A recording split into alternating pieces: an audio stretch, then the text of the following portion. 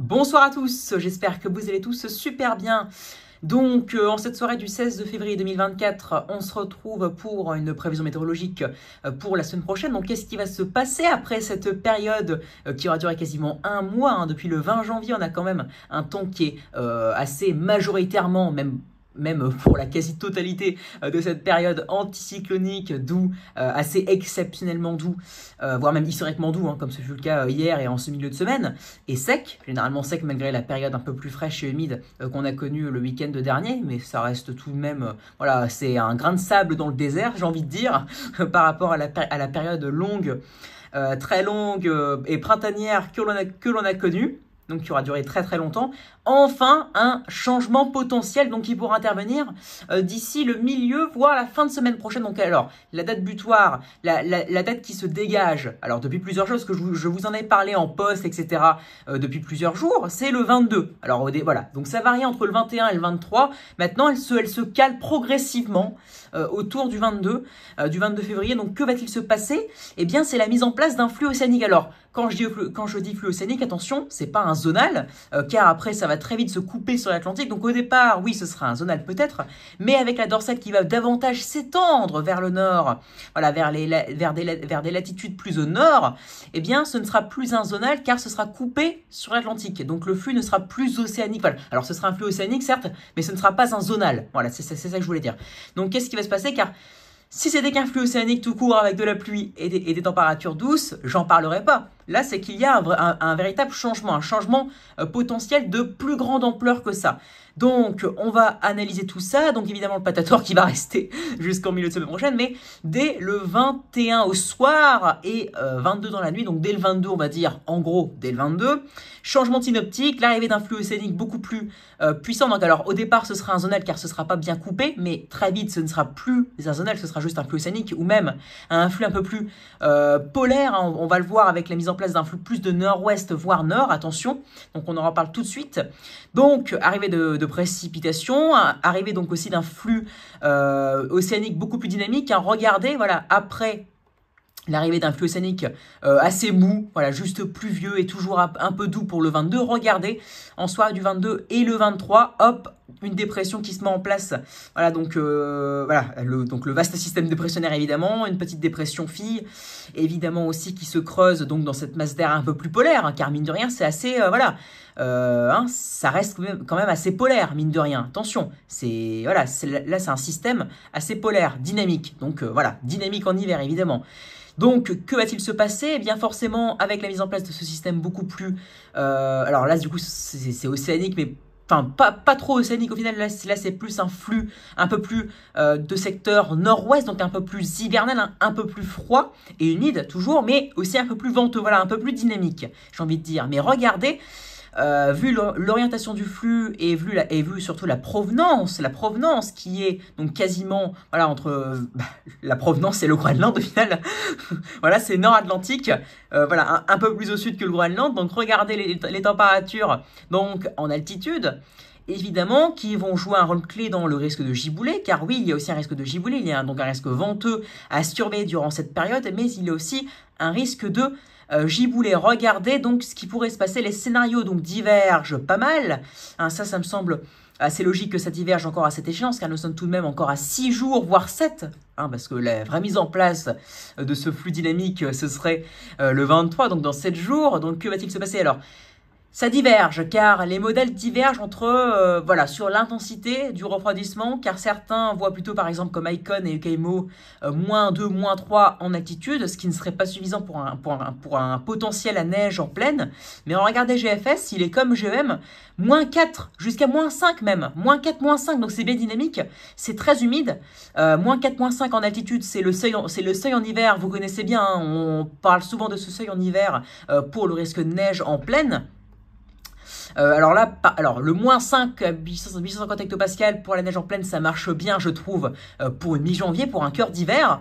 Mais entre le début de l'hiver, donc début décembre, et la fin de l'hiver, vers fin février, ou en tout cas la seconde quinzaine de février, ou la première quinzaine de décembre, si ce n'est même fin novembre ou début mars, le seuil c'est plutôt -6. Voilà, -6 voire -7. Mais attention, même si c'est -6, -7, c'est pas pour un flux océanique, enfin, pas pour un flux dynamique comme celui-ci, car là, ce qui s'y ajoute, c'est l'isothermie, car les précipitations sont bien présentes. Attention, donc il y a le phénomène d'isothermie. Voilà, c'est une masse d'air polaire, donc attention. Donc il y a aussi des giboulées à la clé qui renforcent ce phénomène d'isothermie, car le but d'une giboulée, voilà, la base d'une giboulée, c'est qu'elle fait donc baisser la température par celle-ci. Voilà, une averse forte, généralement donc de grésil, de grêle, voire même de neige fondue. Attention, la neige fondue qui n'est pas exclue, si ce n'est même de neige, neige tout court, neige roulée, neige tout court, etc.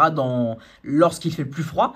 Donc ça fait baisser la température. Parfois on peut passer de 8 à 4 degrés après une giboulée. Comme ce fut le cas souvent en hiver, des fois de 3 à 7 degrés, ou même des fois quand c'est hivernal, avec une vraie averse de neige forte, de 3 à 0 degrés. C'est ça le giboulée, ça fait baisser la limite pluie neige. Et bien c'est comme les précipitations durables et fortes, où on peut parler parfois, quand la limite pluie neige s'abaisse sous un épisode de forte précipitation durable, de neige par exothermie. Et bien là, il y aura ces deux phénomènes potentiels, donc ce sera à surveiller, attention. Donc, mais là, vu que les températures seront suffisamment froides, giboulée plus une masse d'air polaire, une masse d'air pas polaire, polaire maritime si vous préférez, dynamique, parce que mine de rien c'est quand même bien maritime, hein, voilà, ça reste quand même assez océanique, c'est pas polaire, enfin en tout cas quand je dis polaire maritime, c'est pas une descente polaire, non, vous avez bien vu le flux, c'est un flux de ouest à nord-ouest, donc c'est pas non plus un zonal avec un temps doux, non, mais c'est pas non plus une descente polaire, voilà, il faut être nuancé. Donc et ce sera suffisamment froid, et c'est pour ça, regardez les températures qui vont baisser, hein, parce que mine de rien, les températures, il faut quand même les montrer sur notre territoire. Alors là, on va là, on verra bien les températures, je pense. Les températures vont donc forcément baisser durant la nuit du 23 avec la mise en place, l'intensification et la mise en place nette de ce flux dynamique. Hein. Déjà sur l'Angleterre, on peut atteindre 0 le 22, voilà, entre 0 et 4.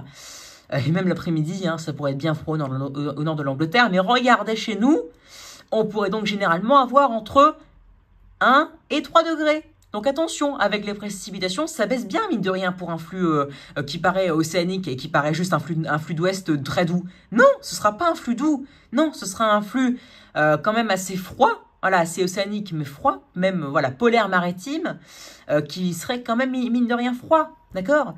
C'est assez froid le matin, ça.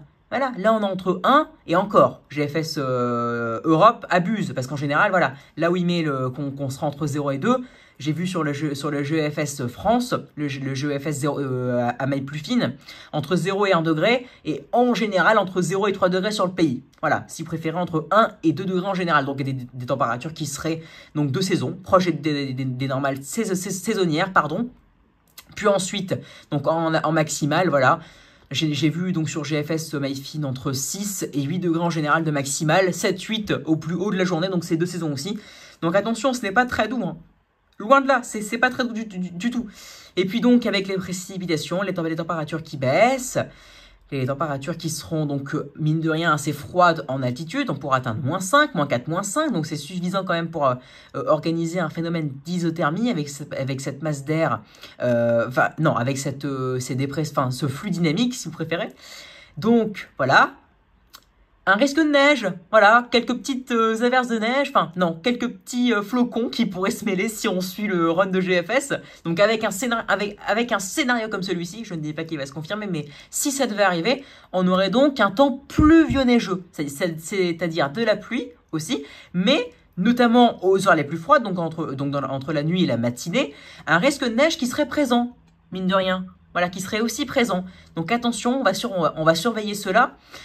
Donc un risque potentiel de neige, mais GFS et GEM sont froids. Voilà, on atteint donc -4, -5 en altitude. Sur UKMO et Icon, on est plutôt entre -1 et -3. Donc par exemple pour ces modèles-là, mis à part donc un temps assez venteux et dynamique et des giboulées, évidemment, parce que là, attention, là ce n'est pas des giboulées. Là c'est un temps pluvio-neigeux, on a les deux.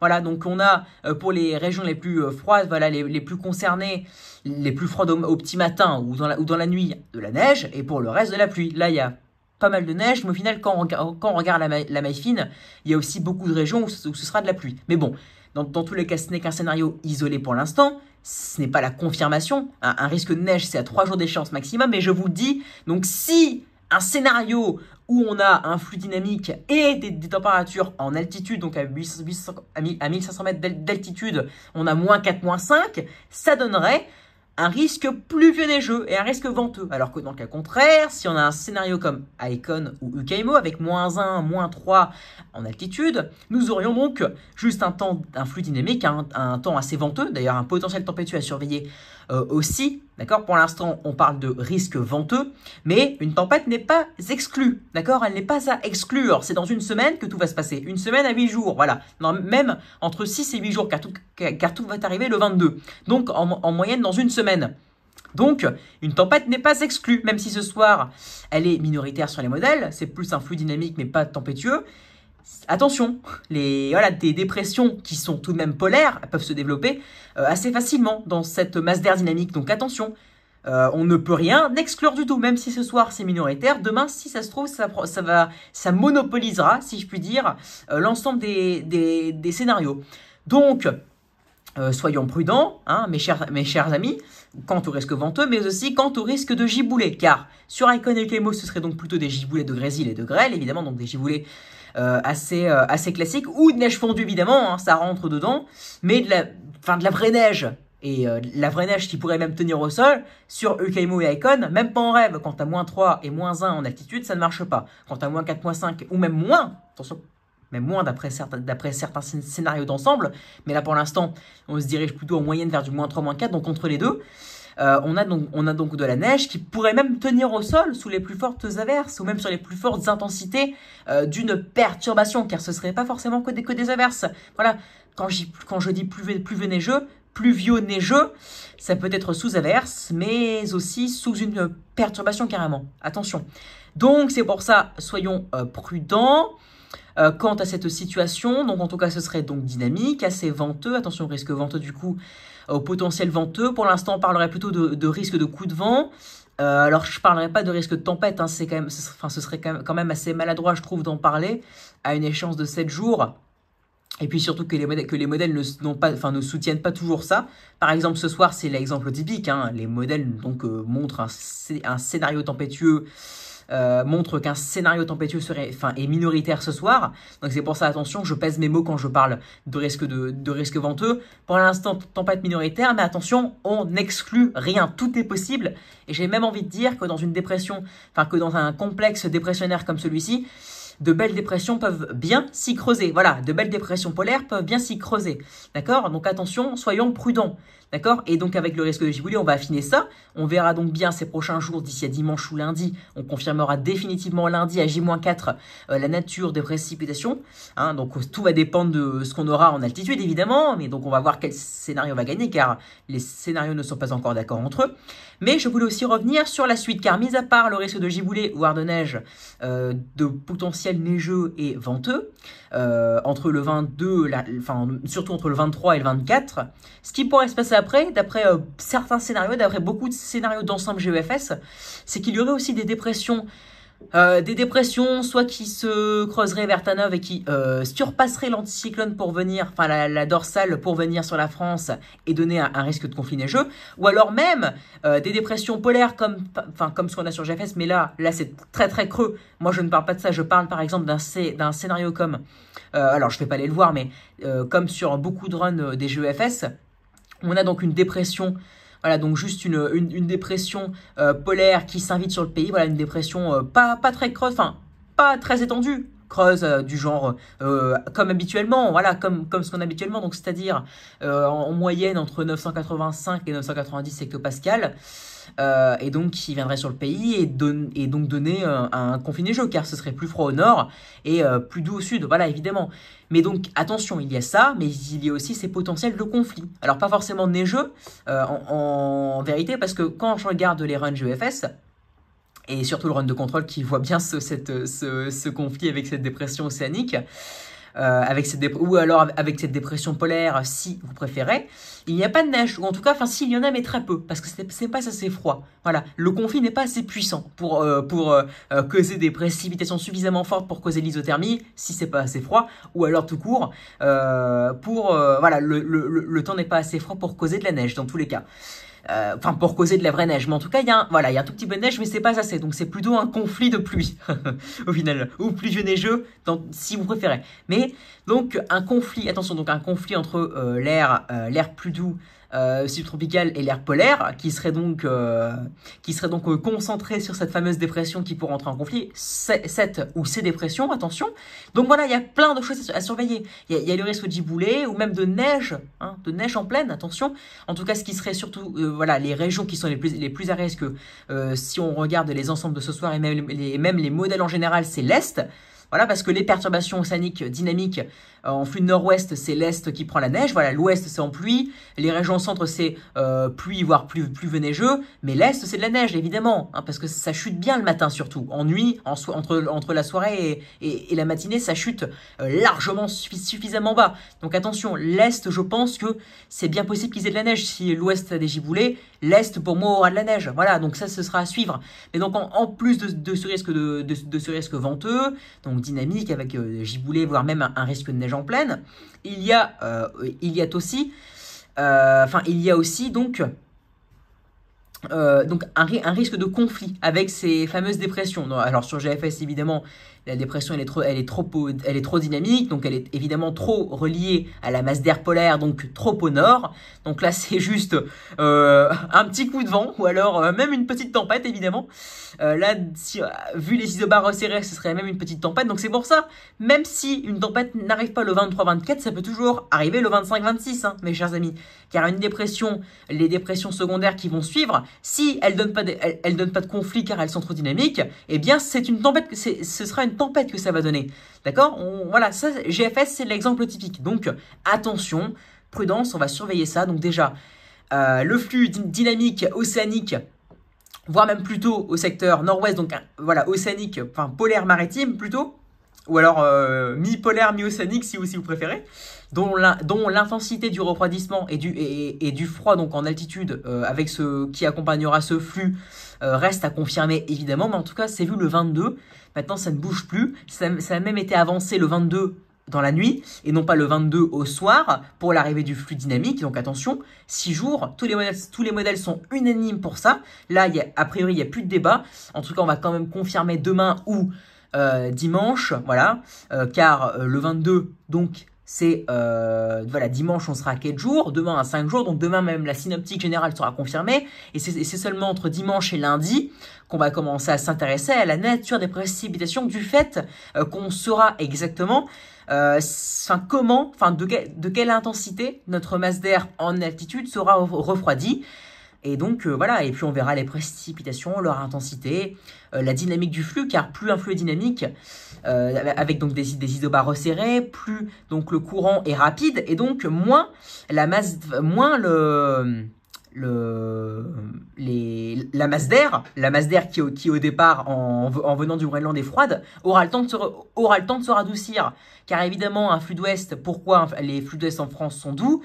Eh bien parce que la masse d'air qui vient du Groenland ou même de Terre-Neuve, quand il y a pas de dorsale, eh bien elle est radoucie car elle passe sur l'océan Atlantique, mais donc plus c'est accéléré, moins elle a le temps de se radoucir, et donc plus elle est froide. C'est pour ça que ça joue aussi, et donc c'est pour ça que quand on a un beau flux dynamique avec des dynamiques donc venteux avec des isobars resserrés qui vient donc du Groenland, et bien parfois on peut même avoir du -7, -8, même si c'est un flux de ouest-nord-ouest, voilà, qui vient du sud du Groenland. Voilà, et on a ces exemples-là sur les runs GEFS, sur certains runs GEFS. Donc c'est pour ça, attention, soyons prudents. Donc on confirmera ça. Donc la provenance exacte du flux, à mon avis, voilà, ce sera secteur ouest-nord-ouest au départ. Ensuite ça ira plutôt vers le nord-ouest, voire même le nord à la fin. Mais ça, on confirmera. En tout cas, la provenance du flux, a priori, ça commence à se confirmer. L'arrivée, c'est le 22. Ça commence à se confirmer, mais on confirmera demain. Donc attention au potentiel venteux qu'on va donc confirmer ces prochains jours, puis qu'on va analyser, etc. De giboulées, voilà, tout va dépendre de la masse d'air en altitude, comme je vous l'ai dit.